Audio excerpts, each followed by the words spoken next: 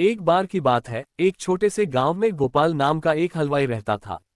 वह मिठाइयाँ बहुत स्वादिष्ट बनाता था, लेकिन उसमें एक बड़ी बुराई थी, वह बहुत लालची था। वह हमेशा मुनाफा बढ़ाने के लिए मिठाइयों में मिलावट करता और घटिया सामान इस्तेमाल करता। एक दिन गांव में एक साधु बाबा आए। उन्होंने गोपाल की मिठाइयों की बहुत तारीफ सुनी और कुछ लड्डू खरीदने पहुंचे।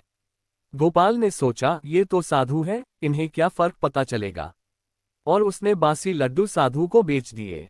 साधु ने लड्डू खाए और मुस्कुराते हुए बोले, भाई मिठाई बहुत मीठी है, लेकिन इसमें ईमानदारी की मिठास नहीं है। गोपाल झेप गया लेकिन बोला, बाबा आप साधु हैं, क्या फर्क पड़ता है।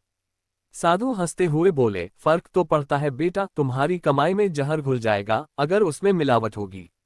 चलो मैं तुम्हें एक तोहफा देता हूँ। साधु ने उसे एक छोटा सा सोने का सिक्का दिया और कहा, कल सुबह इसे अपनी दुकान के गल्ले में रखना। अगले दिन गोपाल ने ऐसा ही किया। आश्चर्य की बात यह हुई कि उस दिन उसकी दुकान पर बहुत भीड़ लग गई और मिठाइयाँ झटपट बिक गईं। गोपाल बहुत खुश हुआ, पर कुछ दिनों बाद उसकी लालच फिर जागी और वह फिर मिलावट करने लगा। इस बार जैसे ही उसने मिलावट की मिठाइयाँ बेचना शुरू की, उसके ग्राहकों को पेट दर्द होने लगा। गांव वालों ने उसकी दुकान पर ताला लगा दिया। गोपाल को अपनी गलती का एहसास हुआ।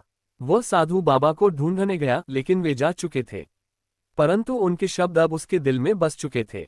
उसने फिर से दुकान खोली, पर इस बार पूरी ईमानदारी और शुद्धता के साथ काम किया। धीरे धीरे उसकी दुकान फिर से चलने लगी और गांव वाले उसे फिर से पसंद करने लगे।